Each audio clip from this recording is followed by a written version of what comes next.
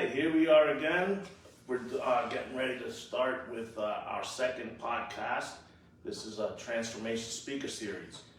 Today, my co-host here with Joshua Camacho, and we're going to open up today, and we have three topics we're going to talk about: building a foundation, and self-esteem, and also just how to get people started on their pathway to recovery, and what pathway to pick and how do they pick it. So pretty much we want to thank everybody that's following us. We've been posting on Facebook about following us and subscribing to our YouTube page. So we need 100 subscribers, so you guys just keep hitting that subscribe button. We really appreciate it. Thank you, guys. So with me again, Joshua Camacho, do you have a few words?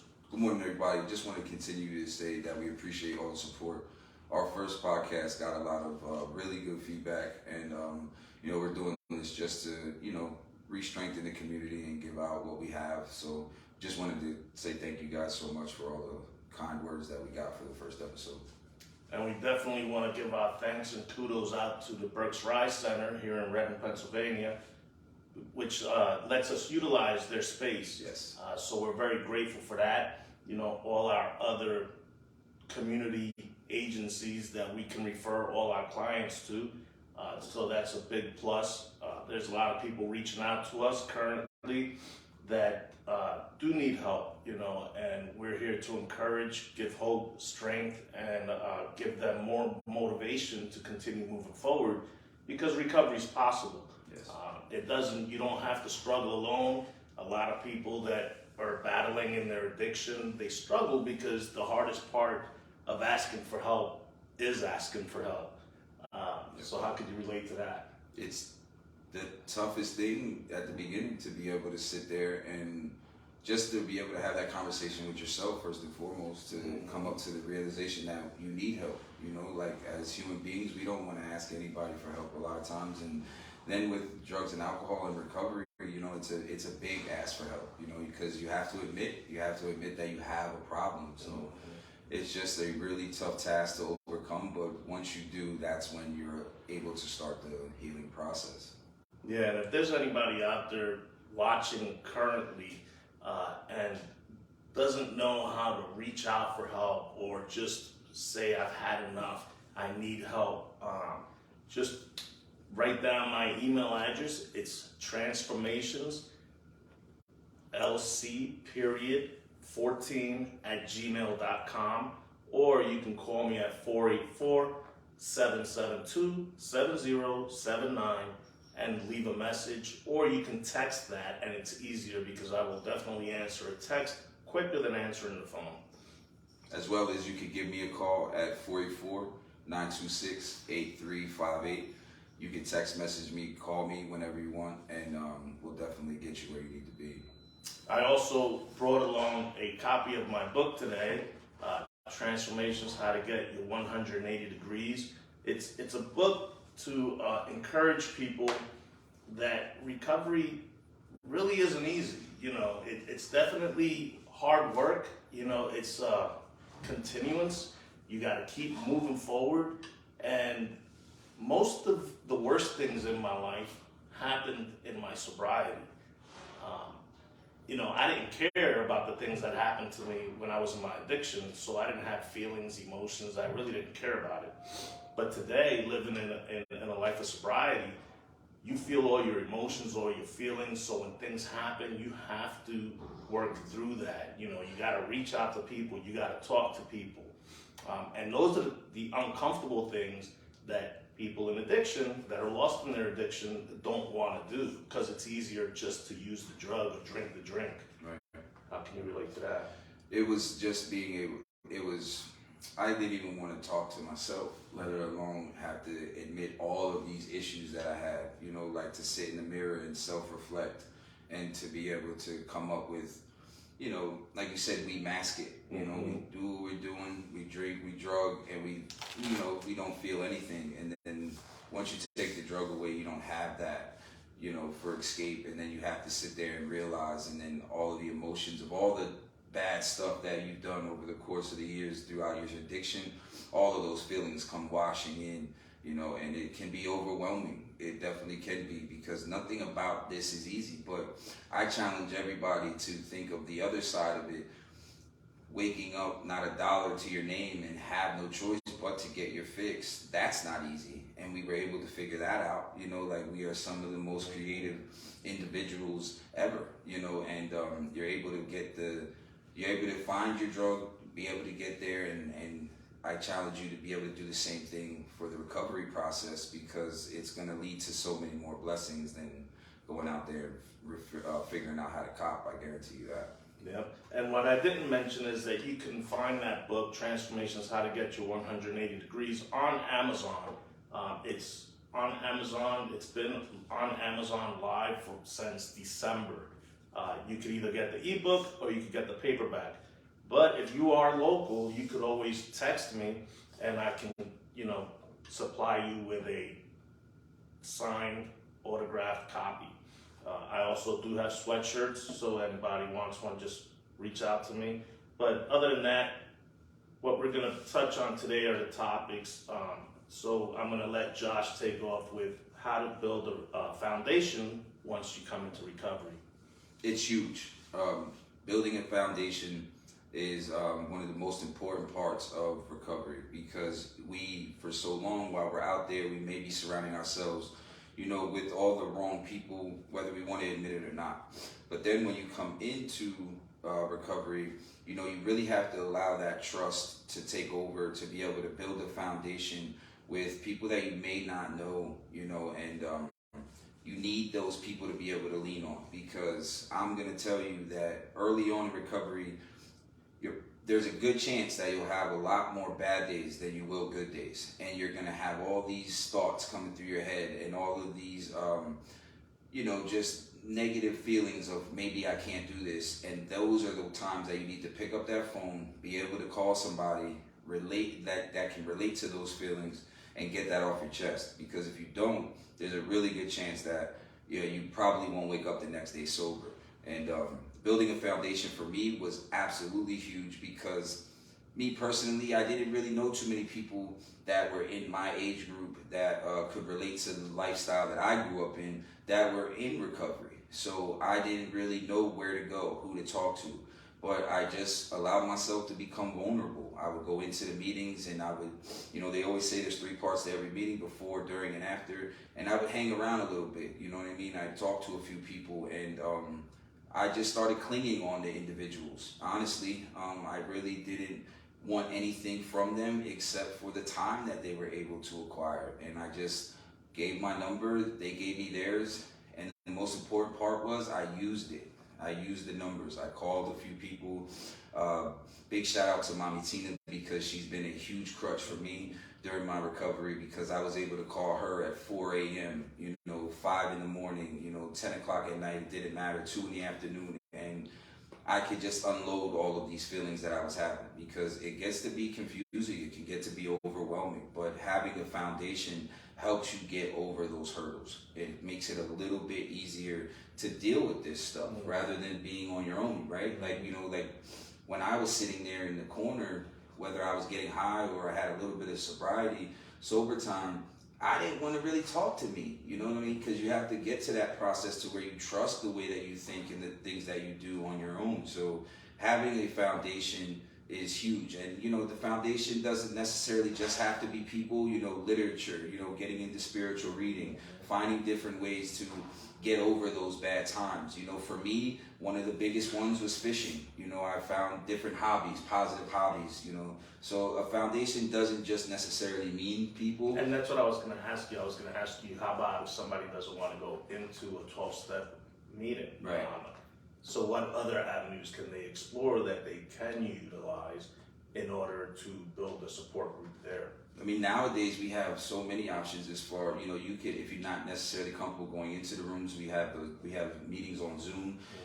With the World Wide Web, you could just pick up, you know, any literature, whether you're into NA, AA, you can get all of that stuff online right off of our phones. We know that the world is in our palm at all times, so you're able to, you know, they even have just groups that don't even necessarily go by a, you know, like a meeting format. It's just people getting together that are trying to gain one day at a time, and they are able to able to talk to each other. So there's many options, and those are some of the things that me and Lee are telling you guys about, that if you have any of these questions or want to get directed to them, that you guys can give us a call and we can help you out. But the first thing is you got to ask for help. That's the main thing, is getting to that moment where you just surrender and say, you know what, I just can't do it my way anymore. I have to allow somebody in. And once you allow one person in, another person will come in, and another person, and another person. It's contagious. So you will build a group, a support group, to help you out and help you along your journey. So, you know, for me, when I came into recovery, it was faith-based. I just got tired. I got my last DUI, and I just returned back home from being homeless, and I got a DUI on St. Patrick's Day, and, you know, I was just tired. I kept looking at my life and saying to myself, how did I just regain my house and then mess up just like that? And it took like a matter of 10 seconds to ruin everything. And everybody looked at me like, dude, you didn't learn your lesson. Like, you just was homeless. But, you know, I said 2 more weeks, and I drank for 2 more weeks. But then that second week, I just went to a church and I gave my life over to God. And that's how it all started for me. It was like my first year was all church all the time. I cleaned for the church. I did their landscaping at the church. I stopped talking to people that were close to me, because they weren't really close to me. They were just people that I used to use with. Absolutely. I was a boss at a manufacturing company that everybody I knew was using. So I had to let everybody go, even family members I stopped talking to. You know, I'm not a person that has family, but the family that I had at that time, they were all using around me. So they weren't any good for me. Which that could be even harder too, right? Like only having a few select people, and then you even have to make that sacrifice. You know what I mean? To be able to say, I know I only have you guys, but I got to step back from that too. Right. You know, and that's scary. And that was one of the hardest things for my family at that time. You know, I was married for 20 years. So the sacrifices I talk about in my book, I had to make a decision. Right. Did I want to fix my life, or did I just want to stay put and just be content with the moment, let that ride, and then another situation will arise? But, you know, I surrendered. I took all the sacrifices that I said in my head. I said, I'm going to do this, I'm going to do this, I'm going to do this. And the thing was, I kept my word to myself. And I talked to God all the time, you know, that was my higher power, Jesus Christ. So that's what I utilized for a whole year. But then along the way, I had debts I had to pay for the DUI. So good thing for me, the county of Berks, they sent me to the YMCA, Transitional Living Program, and I did 90 days there. But that helped me, because while I was in that program, then they introduced me to a 12-step program, and I started going to AA. I did that for probably about 2 years, and then I felt like I was missing something, so I ended up exploring again, and I ended up finding a 12-step, not a 12-step, because Celebrate Recovery is 10 steps. Gotcha. So I started going to that, and I did that for a while. Then I went back to AA, but then I went back, you know, so I was jumping back and forth. Absolutely. But my support group kept building because I kept meeting more people. So it's definitely important to build a support system and not be afraid of the phone, because a lot of people go into the rooms and the hardest thing for them to do is raise their hand. And that's, I could always relate to that, to when I came into recovery and I was in church, and I remember the pastor making the altar call, and I was sitting in that chair and I was crying, man. I was crying like a baby. There was like a river of water coming out of my eyeballs, and I could see my whole life in front of me just flashing, like all the good, all the bad that happened in my life. And he kept saying, just come on up, surrender your life to God. I could still hear him in my head. And I don't know what happened, but I remember my body just lifting up. I didn't see nothing around me, and I walked towards the front, and I just dropped to my knees. And from that day moving forward, That's powerful. here I am, you know. That's powerful. But I was consistent, I was determined, And to this day, I keep that vivid picture in my head of that last day of use. That last time I looked in the mirror, crying to myself, saying, I don't want to live like this no more. Absolutely. You know, today I'm not married with the lady that I was with for 20 years. We're not together. But we can have a conversation when we do have a family function that my daughter is there, because that's how we stay in contact, because my daughter, so we have a daughter, we can't just stop talking. Right.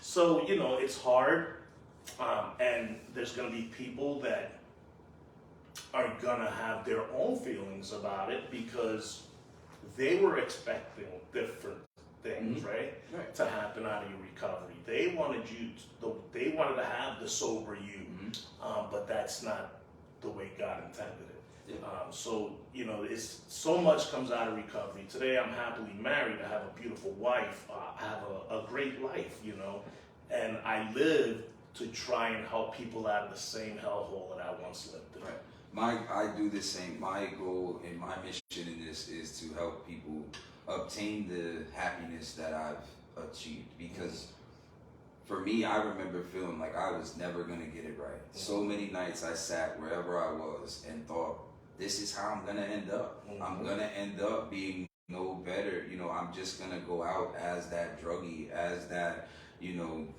as that screw up. That's just what I was comfortable with. That, like, there was times when I ripped and ran, and I was praying somebody out there would put me out of my misery, because I didn't have the you know, that in me. I couldn't do it to myself. So, you know, I would hope that somebody else would do it for me. But I'm very much blessed that and grateful and thankful that it didn't happen, because I was able to find it. So for me, I would get sober, I'd go into the rooms, and I had a misconception of what recovery meant, the work that you have to put in. I thought once you go into the rooms, I say, hey, my name is Josh, I'm an addict.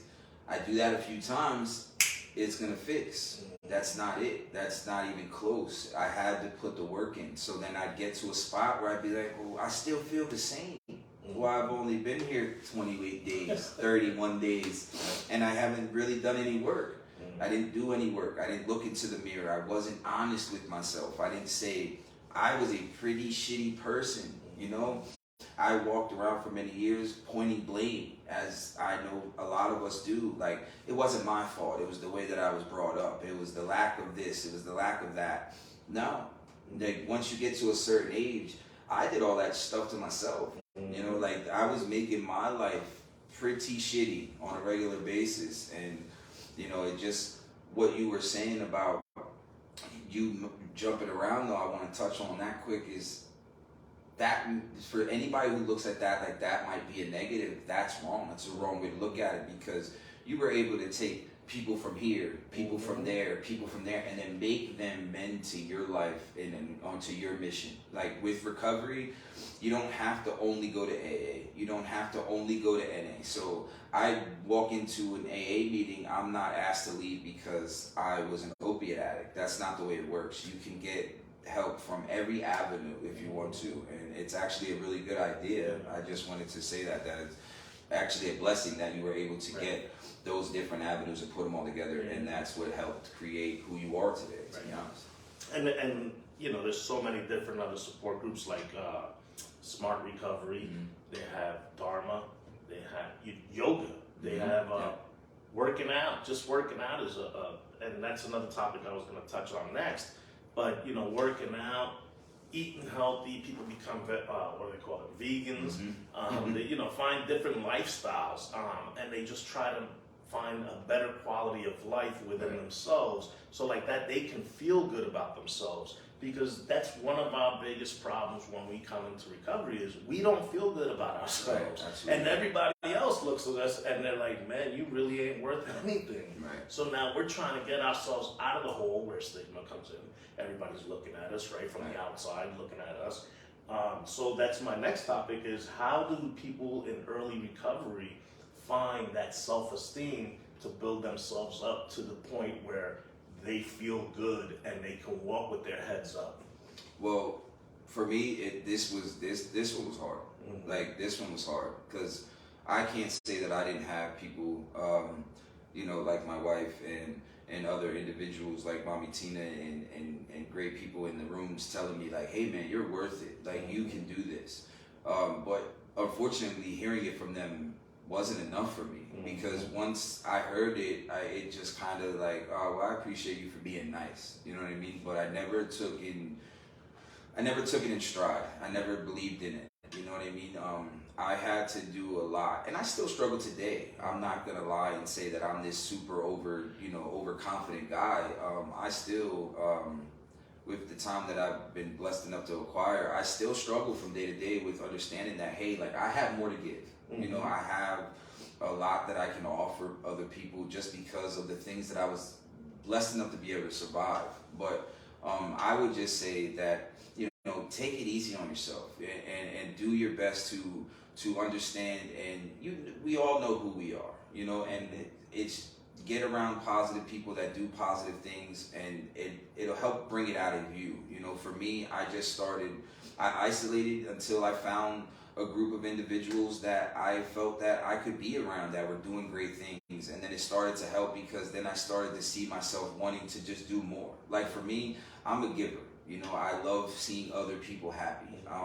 I don't know if it's based off me not really being that happy growing up or whatever, but I just love seeing other people happy. So I'll go above and beyond, to make somebody's day, whether I'm having a pretty shitty one. And then actually it helps my day come along. But I feel like you just have to take some time, be kind to yourself first and foremost, and just know that you're not the person, who, it's not all about what you did. We've all made mistakes, because like I've done a lot of really, really, really nasty things, and that's not who I am. I was just stuck in the disease. I was stuck in, living a life that comes along with that stuff, like survival of the fittest. Like I grew up on the streets. I grew up in the inner city, and there wasn't any time to be weak. There wasn't none of that, oh hey, how you doing?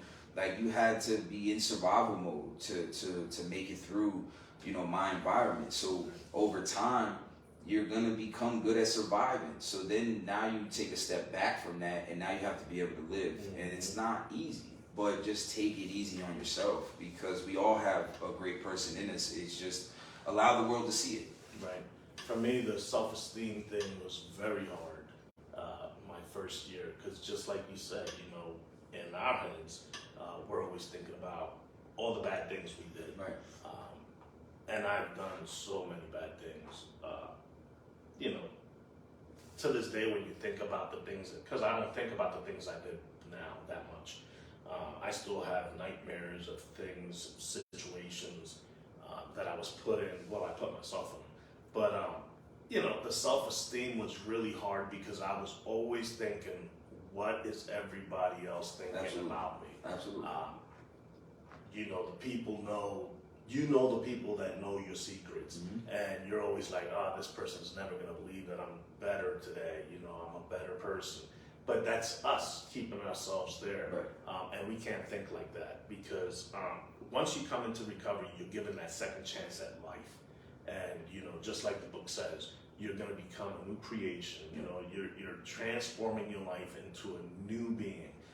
And that's huge, because, my self-esteem today, I wish it was 100%, but it's not. I still have flaws. I still believe that I can be better at things. I believe I could be thinner. I could be bulkier. We all lack at something, and that's one of the biggest things, even for people not even in recovery. Right, Everybody just picks out their flaws, but we're all perfect people right where we are today. And we can always make things better tomorrow, right? As long as we just start with something today. So self-esteem is always going to be there, but you control how your self-esteem is going to be. So that's always a good topic to talk on. But some examples for that with the self-esteem, if you want to change that, start working out, start eating healthier, right? Stop drinking soda, drink more water. Go for walks instead of driving everywhere. I drive everywhere. But I could start doing some of that stuff, right. But my early recovery, I had to build a schedule. right? So that takes us to the third topic, how important it is to build a schedule, something that's going to be repetitive, something that you continuously do forever. Because, you know, in my early recovery, my part of my schedule is I get up early. Early. I beat the sun by hours. Yes. So, you know, I get up, I do some spiritual reading, I post a lot of inspirational quotes on Facebook, and I'm always thinking about the next project that I can do to help somebody else. And my mind is always thinking. So back in my addiction, it was always thinking for all the bad things. Today, it's all positive things. How can I help somebody else? How can I generate energy into somebody else to get them motivated to begin a process of recovery for themselves? So how do you relate to that? Well, with the schedule, for me, it's extremely important because not having anything to do helped me lead to a bunch of my relapses. Not staying busy, not being busy enough. Like for me, I would get sober, and then I'd be sitting around, and I'd be like, it's okay because I'm not outside. Because in my history, in my past, you know, going out was a big thing. Being in the bars, being in the clubs, being in the after hours, and just ripping and running and being outside of my home was a big part of who I was. Right. You know, I had to be seen. I had to be where the people were. You know what I mean? And so once I got clean, I just said, okay, well, I don't want to do that anymore. I can't do that anymore. Not that I didn't want to at the beginning, I'd be lying, but I can't do that anymore. So then I would just stay in the house with no set, you know, no agenda, nothing going on. You know, I played a game for a little while, or I played the game for a lot of while, and then, you know, I mess around with the kids a little bit, talk to the wife, go to sleep, get up, do the same thing, but that wouldn't last, it didn't work out for me. Then I started working, and then once I started working, I really dove into it. Like, that's what I was doing. That's what my life was. I worked, I slept, I worked, I slept. And there wasn't much time for anything else. Well, that didn't feel good. So then I had to make an adjustment to that and be able to find time to go to these meetings, find time to talk to a mentor, find time to enjoy myself with the family, go out to eat, things like that. Having a schedule will keep your mind occupied, which is huge, especially early on in recovery. So now if you're able to, by the grace of God, you're able to obtain long-term sobriety, it'll get a little easier. You know what I mean? You'll get to a spot to where you maybe be like, hey man, you know, I'm a little tired. I'll see you guys next week. Right. But early on in recovery, I say having a schedule and being able to stay busy with positive things is a must. It's so crucial to being able to help you keep that positive flow going. Because once we sit and we get stagnant, that's when our mind starts to work against us. That's when the disease says, oh, you know what? Look at him. He's lacking. He's slipping. He's slipping. Let me pounce on him. And that's what he would do. That's what the disease would do for me. Oh, Josh thinks this is sweet. And then I'd come through and, you know, before I know it, it wouldn't turn out well. So I just constantly try to stay busy, whether it's, you know, going out and getting involved in what we have going on in the community, you know, working a little. I now work in the field, so work for me is huge. It's a beautiful thing for me because it helps me have that constant reminder all the time. But having a schedule could mean everything. It could be the difference between life and death. Stay busy, but stay, you know, make sure it's positive. Right. And, you know, I'm going to take it back to COVID, the COVID. Right. Oh my God. Yeah. You know, isolation became huge, and I got scared. and I think we shared this before. I shared this with you before that I didn't know what to do. Right. So I ended up having to find a new support group. I started riding motorcycles. My wife and I, we both ride motorcycles, just so we can get out and not isolate. So we built a whole new support group and a whole bunch of new friends just by doing something different. So that put about another 65 people on my list that I could talk to. If I go on my Facebook, they're all over the United States. So it's pretty cool to just continue to build, you know. And always another thing that's really important about early recovery is doing that step 10, daily reflection, right? Yep. Go over all the things that you feel you could do better tomorrow. Absolutely. And usually do that at the end of the day. So did you accomplish everything today that you wanted to accomplish? And if not, what can you do better tomorrow to make things better? And that's huge for me. You know, I do reflections. I shared this with Josh before. I do them weekly, I do them daily, I do them every quarterly, I do them yearly. So, you know, they're very important because it's a time when you want to add to your list all your goals. And then it's a great feeling when you start marking them off that you accomplished them all. You know, it's awesome. It feels great, yeah.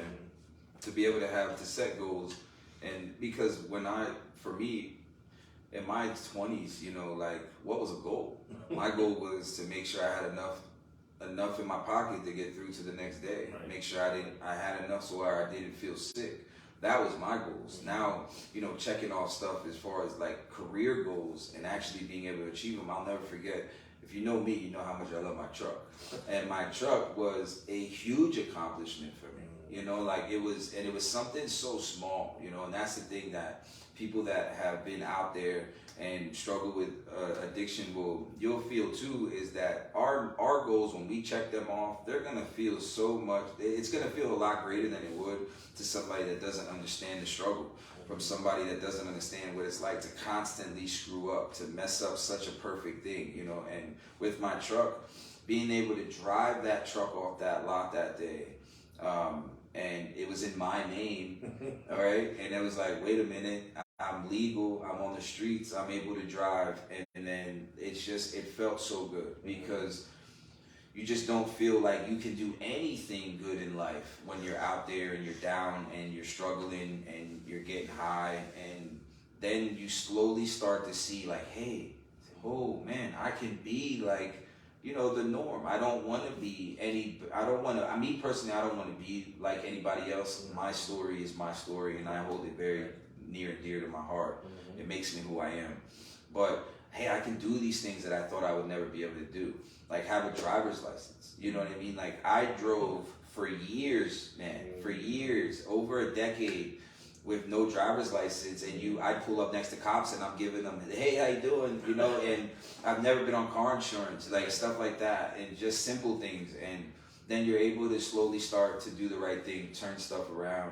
And where my life is today is a complete 180 compared to where it was, you know, just, you know, 10 years ago. And that's based off of the hard work. That's based off of building a foundation.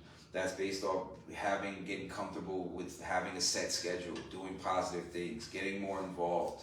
And it's just, I was able to achieve the things that I have today because I was willing to put in the work and do all of the things that we're talking about. So, you know, the things that you touched on are real. You know, that's the things that we go through in recovery. But one thing I thought of when you were talking, how many times did it take before you said, that's it, I'm done?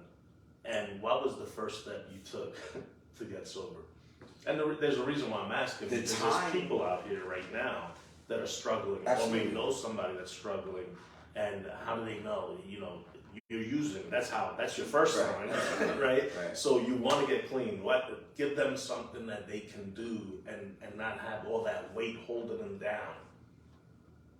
You're gonna feel it in your chest. Like you're gonna feel it in your heart that enough is enough. You know, you're gonna have that moment where you go into the bathroom. If you're in with a significant other, for me, I ran and I went to the bathroom, I sat on the toilet and I literally just cried.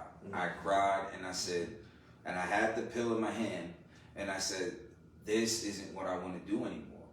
Like I got so tired of feeling that inability to get up out of bed without it, like that being attached to it. It started to make me mad. That's what it did. It started to upset me that I could not start my day without going to that pill bottle or ripping open that bag. And it started to resonate in my soul to the deepest part that I literally started to hate myself. And what I did to make my surrender official is I went and got a tattoo. I went and put it on my body, and it's the best thing that I've ever did, because I am that type of person that I need that constant reminder. I knew, like, you know what? I need to be able to look down and see something that's going to give me a quick little smack in the face, so to speak. Like, what are you doing? You know, and for me, that's what worked. To answer the first part of the question, how many times, that we don't have enough time to talk about that, because it was over the course. I started to surrender about 2.5 years, as crazy as it might sound, about 2.5 years before I got sober. And that's my whole point right there. Because there's going to be people out there that are listening to this podcast right now, and, you know, in their mind, they want to stop. Yes. But they can't. Don't let that stop you, because as soon as you come down from whatever high it is, you can definitely try again. Yeah. As long as you're still breathing, Yes. you can try again. I tell people that all the time. If you're doing so much of whatever it is that you're using, and you say, I'm going to stop, I'm going to attempt to stop, first of all, try and find some treatment, right? Try and find some providers that can help you, assist you with your recovery. And if you can start using less, that'll be great. But the best way to do it is by going to treatment, Yes. get in contact with somebody that can help lead you to the right organization to help you get started. You know, but it's a process, it's a long process. And the reason I asked you is because I too myself had failed so many times at sobriety, because, you know, and it was so funny because about 6 years ago, a mentor of mine was speaking in front of me to a group, and he said, we've all relapsed before. And I felt some kind of way. Absolutely. And I'm like, what do you mean we all I'm thinking in my head, what do you mean we all relapsed? I've never relapsed. I've got 6 years sober, right? Blah, blah, blah.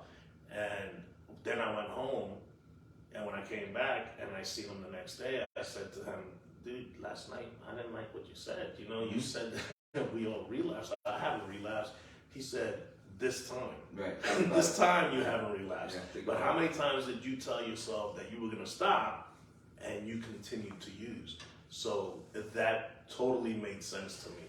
But, you know, just never give up hope. Just continue to try. Yeah. As long as you're still breathing, you still have a chance. And there's help out there for all you people that are struggling. If you know somebody that's struggling, you know, give them our information, transformationslc14@gmail.com, or you can call 484-772-7079, or you can call 484-926-8358. Ask for Josh. And my phone will be on 24 hours a day. If you send me the text or you call me, you will get a reply back. Just what one would touch on, this the never giving up part. If you fail, that is okay, but you fail every single time you don't try. Remember that. And at the end of the day, hold on to those failures and use them for a positive. You know, use them to be able to rebuild your backbone, because it takes a lot of courage and it takes a lot of strength to try again. It takes nothing to stay on the bottom. All of the work comes in once you decide to pick yourself back up. So never be ashamed of failing, because it doesn't matter whether it takes 100 times, as long as you get it right, and your family will thank you for it. You'll thank you for it more, first and foremost. And here again, I'm going to talk about the County of Berks. County of Berks has so many organizations out here that are here to help assist you along your recovery. They also have transitional living programs for people who need a start. You know, you can go into these programs and build a foundation while you're there, find employment, you know, and just start living life, you know, on life's terms, and learning to feel those emotions and new feelings that you currently find when you come into recovery. So, you know, I want to thank the Berks Rise Center for allowing us to utilize this space again. I'm so grateful to them. Council on Chemical Abuse, you know, and all the other local organizations. I'm not quite sure if I could just thank them all right now, so I will find out if that is allowed, but I just can't do it today. Right. But, you know, with all that said, I do want to let you all know out there that this week on Wednesday, which is November 30th, from 5:30 to 7:30. Here at the Berks Rise Center, we have a guest speaker. His name is Joel Carrion, and he is a faith-based person in long-term recovery, and he's going to be sharing his story here. Then on Thursday, which is December 1st, we will be having a speaker series there at PA Counseling, which is Spanish, and that guy's name is Gabriel, and he's another person in long-term recovery. Here at the Berks Rise Center on December 11th, from 1 to 4:30, we're going to have a recovery football party, and that'll be from 1 to 4:30. Yep. That's going to be a lot of fun. We had one of those already, and it was awesome. And then on, I believe that it is December 17th, we're also going to have another event here at the Berks Rise Center, and it's movie night, and the name of the movie will be Ben is Back. It's a great movie for people in recovery, so just come on out, have some food, have some laughs, have a good time with us all. I also want to give a big thank you to our cameraman, Mr. Joel, and he's hooked us up with this beautiful background. Thank you very much, Joel. I really appreciate it. And again, my email address is transformationslc14@gmail.com, and this has been a beautiful discussion this morning, just on how to get started with your recovery. I do not know who our next guest speaker will be, but we will be working on that this week for our next podcast that will be on live next week. I do not know the date, but we'll get that all out there this week. And again, I want to thank my co-host, Mr. Joshua Camacho, that he can give you all his information. I just want to, before I give the information, I just want to thank everybody that takes the time to watch these podcasts and knowing that we're doing it for all the right reasons and gives us all of that, positive re-encouragement and all the kind words. Our mission is to solely help our community build themselves back up. Me and this man, Lee, know exactly what it feels like to lay in the gutter.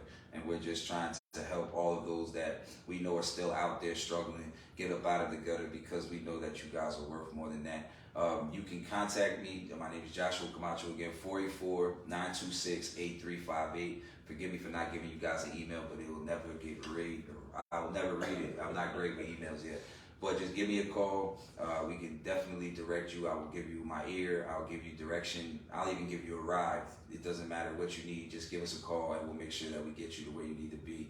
Thank you again, like you said, to the Berks Rise Center. And quickly, if you've never been to the Berks Rise Center, just pop in. Just Google the address, pop in. It's a place where you can come and get literally just about every piece of information that me and Lee were talking about this morning. And it's just a great place. They do a lot of amazing things, like Lee was reading on Berks Rise Center. Just keep that in your head. Remember that place. Yeah, and don't forget to go to YouTube and subscribe to our upcoming page that we'll be doing our live podcast from. Appreciate you. And again, while he was giving out his information, while Josh was giving out his information, I was thinking that if you're on here and you're listening to us on Facebook Live, you can also send us a message through there if you need to. All right? So again, see you guys all next week. Thank you for your time. God bless.